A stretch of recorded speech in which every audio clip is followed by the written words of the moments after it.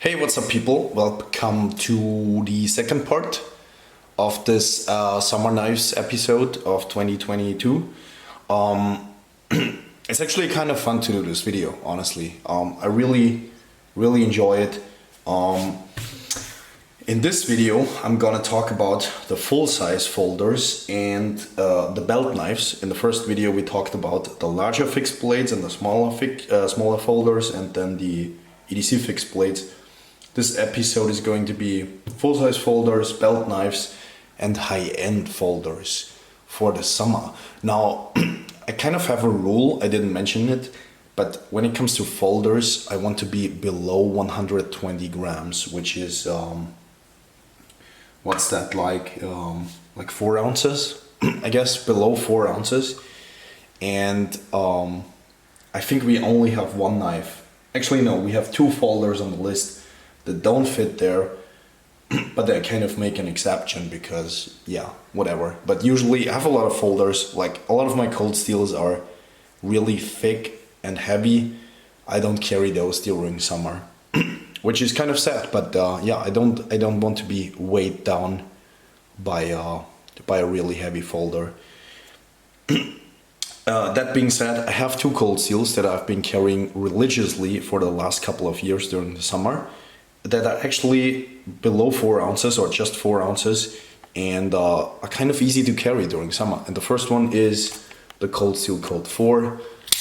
This one is an old version with CTS XHP, my most favorite version of this knife, also with a hollow ground blade. I think they have flat grounds now, which is a sin, to say the least. A terrible choice to make a hollow ground blade and then transfer it into a flat grind. That's terrible, but yeah, that's what it is. I guess it's a little bit more inexpensive to manufacture.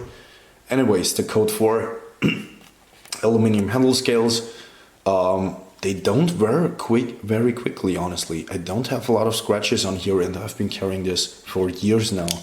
And yeah, action is good, blade is scratched as it should be. The back of the blade is robust. You can pry with this knife, and I've done so, even though you shouldn't, but you can. And you have a thin hollow ground blade. It's not the thinnest, not the sliciest, but pretty cool. 4.1 ounces in weight, so 120 grams. Super nice knife. Can't say enough good things about it because it's slim but strong. I think this is probably the best, slimmest but strong knife there is, folding knife at least. It's not the most comfortable when you really press down on it, but for how thin it is, it's wide in pocket though, but for the thinness and easiness to carry, pretty good knife. Love the Code 4, absolutely love it. I've been thinking about getting the clip point or the Tanto, but honestly I just like the spear point the most. I think it's just the most versatile blade shape. You get a ton of control over the tip and you get good slicing going on. Oh man, I still wanted the clip point for some reason, but not sure if I'm gonna buy it. Not really needed. But yeah, hey, we are knife collecting. We don't need most of the stuff we buy. But yeah, the next knife is also a cold steel. I also carried this quite a bit during the last summers. Cold Steel Broken Skull. They have come out with a cheaper version of this, which I think is pretty good from Cold Steel. They make cheaper versions of their own knives. That's just a good idea, I think, because they cover a lot of price ranges. This one is still CTS XHP, flat ground blade, nice long clip point, very long blade actually.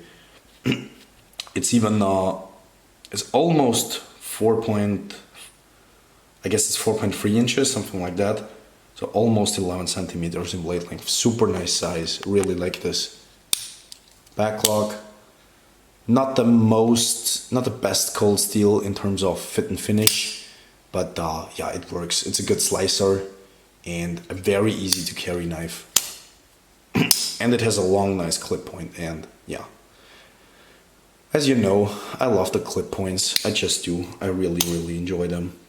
What else is there to be said about the Cold Steel Broken Skull? The name is a mess, a complete mess. And I wish they would make this in an uncoated version as well. I think this would be really beautiful. Actually, they do. The cheaper version is uncoated, but Now that I'm thinking about it, yeah, the cheaper version is uncoated and stone washed, which looks pretty nice. Imagine this one with a stone wash and then like a wooden handle scale. Oh, that would be beautiful. But yeah, that's how it is. Cold steels, they were really good for the price for a really long time. Now that the price is raised, I don't know. Still good knives though, still really good knives. I just dislike the new company.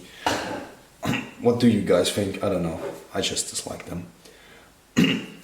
Now, let's go into Spyderco's. I think Spyderco and Cold Steel are my two main brands when it comes to folders. I have the most of these two companies. This Spyderco has been with me also for a long time. It's the good old Spyderco Endura in boring Japanese-made VG10. Now, why do I say boring? In a time of K390 and Rex 45 and all the other crazy steels, VG10 seems old school and really, I don't know, outdated maybe. I think it's a really good steel still because you can restrop it easily, you can beat on it. I don't know, it's just a good working man steel. It's just easy to resharpen, and I think there is a place for VG10 still on the market. If I would describe the Endura in maybe two attributes, I would say the first attribute is that it feels like a work knife, okay? It feels like a knife that wants to be used, and that makes it such a good work knife because you pick it up and you know, okay, this is not a fancy knife. There is nothing special about this. This is just a user, and that's what makes it such a good user, because it's user friendly. It's designed simply, and yeah, simple backlog, simple opening. It works. And yes, I carry it tip down because I'm a weird person. But no, I do like it tip down. On this knife, I do like it. And the second attribute that I would give to the Endura is the blade shape. As you can see, you have this swoop in the blade upwards, and then you have the curve downwards. So that means the tip is really good at doing this sort of cutting motion. If you take a box, for instance, you cut it like this, it works really well. Cardboard in general, you end the cut with a really nice, precise tip. And it's not a super precise tip like on the Broken Skull, for instance. This one is nice and piercy. But this one is precise in the way you end the cut. It's not precise in the way you stab. It's precise in the way you cut. And it's a good thing. So the Endura blade shape is just unique. I love the Endura and the Delica. And the next knife I'm going to show you has a lot to do with it. Not a lot, but it's kind of in the same family with FRN handle scales and being, a Spyderco lightweight model. It's the Spyderco Stretch 2, I believe. Is it the Stretch 1 or 2? Like, does it have a 2 in the name? I don't even know. But it's the straight spine stretch. Can't speak anymore. The straight spine stretch. And K390 steel. Nicely, thinly ground. And K390 is a super nice steel. It's not, doesn't have the most corrosion resistance. So it will patina, it will pick up surface rust, but who cares? Like I said, I'm not afraid of rust anymore. I'm not afraid to have a patinaed knife because I'm gonna use it in the ends anyway, so, who cares? K390, excellent steel, very balanced. Stability, edge stability, so it's tough. It doesn't chip easily. It has a ton of edge retention. And I think the K390 is now in Spyderco's permanent lineup. Not sure about the Stretch K390, but most K390 knives, the Endura and K390, Delica K390, I think the Stretch is also not a sprint run, or is it? Not even sure about that, but still, you have to give credit to Spyderco for giving us so many options in steel. It's just a dream for steel nerds, a wet dream. And yeah, the Stretch, good knife, intermediate size, kind of. It could be a little bit longer in the blade. I always wanted that. And I saw that they bring out the Stretch 2 in XL, in an XL version, so scaled up, which looks kind of interesting. I might buy one, maybe, I don't know yet. But yeah, the stretch is a good knife. It's just not a knife that I would carry for the rest of my life. Not for sure not, but it's a good user. And yeah, good old Spyderco in K390. Can't go wrong with that. Let's do another Spyderco. My most favorite Spyderco knife ever.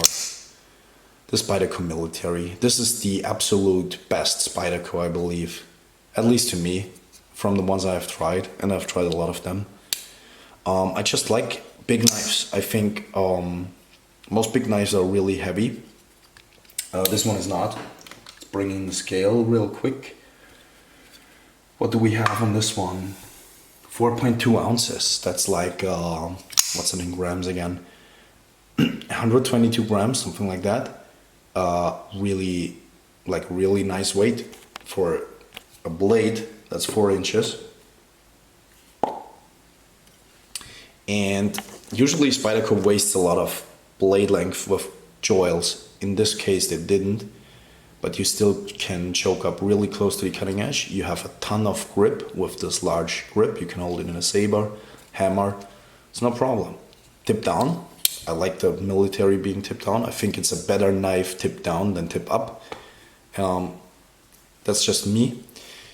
I know a lot of people do not like the tip down thing, but I think in some knives it makes sense. On bigger knives it actually makes sense. Yeah, the Military, great knife. This one is still in S40V. I think they will not put this in S45VN, S4 right now, but maybe this can change in the future. Yeah, just a great knife. I love this. Absolutely love it. Next one is a Kaiser knife. A Kaiser knife that I overlooked for a long time. And I have looked at this like, I don't know, a dozen of times. And in pictures it always felt weird. But in real life it actually is kind of nice. This is the Kaiser Slipper. And the Slipper is kind of a really narrow profile with a recurve, and I do really like recurves, as long as I can still resharpen them. And in this case we have S35VN steel, nice steel choice because you can still resharpen it easily, but it's still gonna hold an edge pretty well. And the best thing about this blade is, yes, it's a hollow ground blade. How cool is that? We don't see a lot of hollow grinds anymore, and that's pretty sad. But this knife is in a hollow ground blade, or comes in a hollow ground. Blade is perfectly centered. It's washers. It's a washer action. Still need to break this one in. Haven't carried it too much, but going to for sure. 3D contoured scales. Really nice. Micarta. The micarta feels good, also smells good. And yeah, I think they only made this knife in aluminium for a couple of years, and now they have come out with this micarta version, and I'm super stoked about this. Really narrow, pointy. And you can see we have, no, come on, focus. We have a nice wedge on the top as well for the pointy tip. Really precise. Really good at the dragging cuts, and also, yeah, an extremely nice piercer. How big is this? This is like a 9 centimeter blade, a little bit more than 9 centimeters, so 3.6 inches, I guess, something like that. And the blade length, and the weight is just 75 grams, which is 2.6 ounces. 2.6 ounces, that's crazy. The clip is very low actually. On some knives I do like it, on some knives I don't. This knife might have been done better with a more discreet clip, I think, because it's kind of a discreet knife, like a really slim gentleman's kind of carry. Actually it's kind of a blend between a gentleman's knife and a work knife, and yeah, also pretty cool. Has some really modern design features, as you can see here in the back. Yeah, the clip, I don't know, maybe it's for some people it's gonna be a bad thing, for others not. I have no clip that would fit on here. It's a really weird sizing, but yeah, whatever. Oh yeah, and also it has T8 screws. Body screws are all T8 and not T6. Pretty good, because that means we can disassembly this a lot and it still has a lot of lifetime in it. So yeah. The Kaiser Slipper, just a very underrated knife.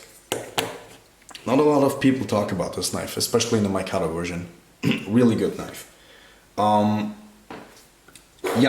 the next one. I'm going to do quite a bit of traveling this year, and as you know, the knife laws in most countries are not that great, or in a lot of countries I should say.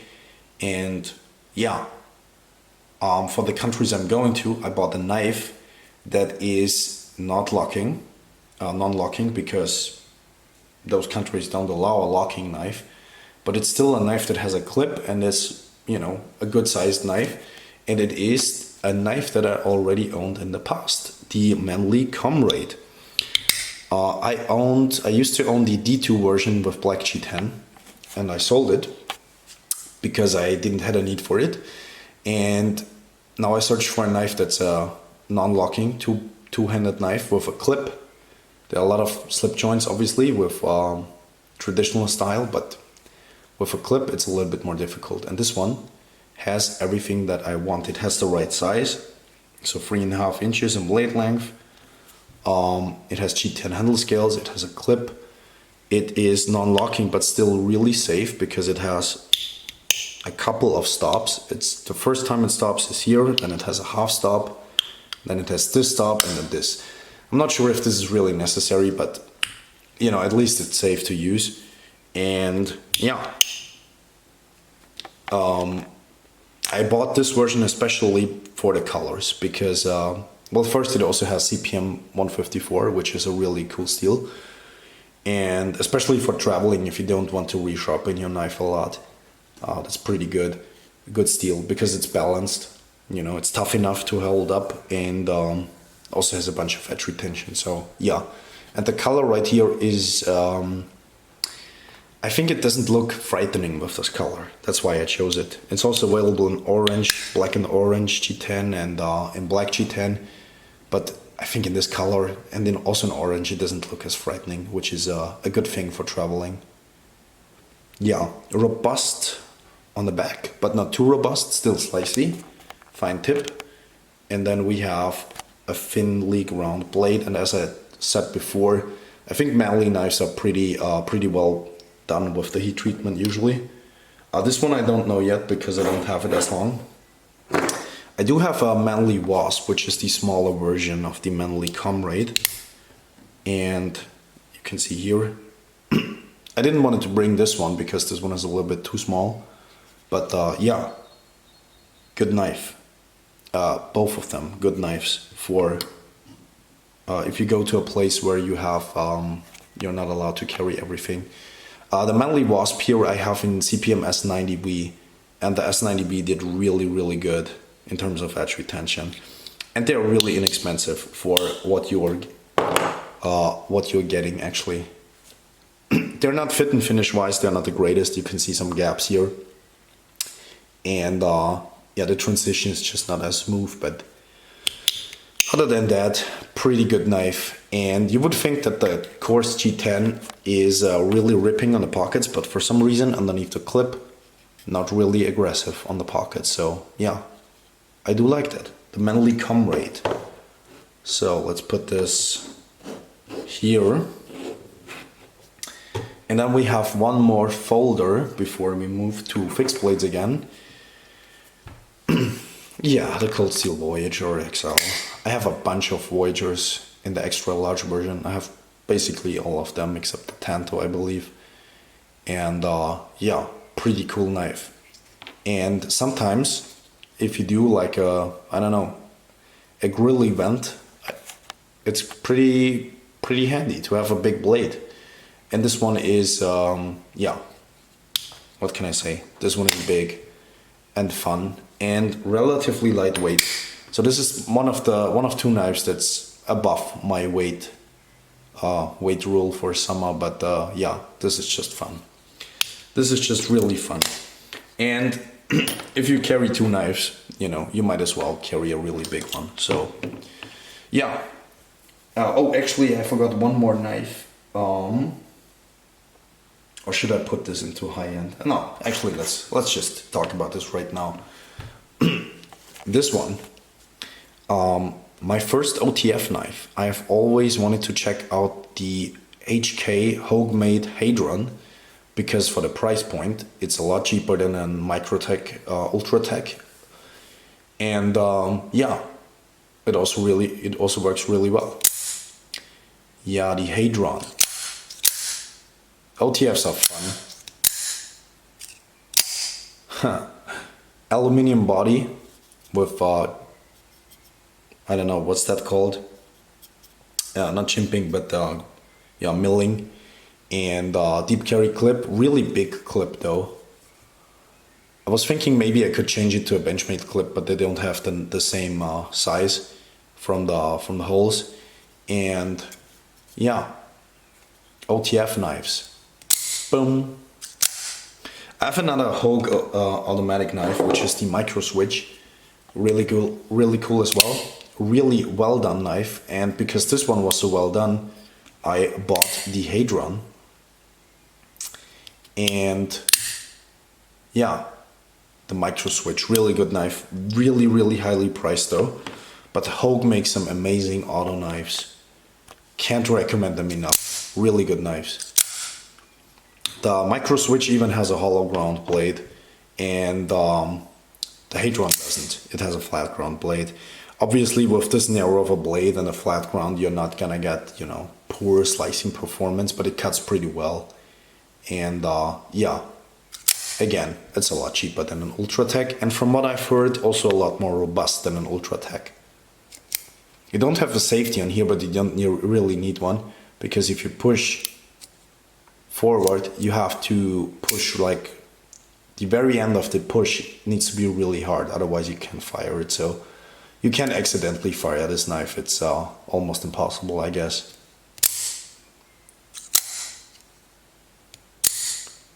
Yeah.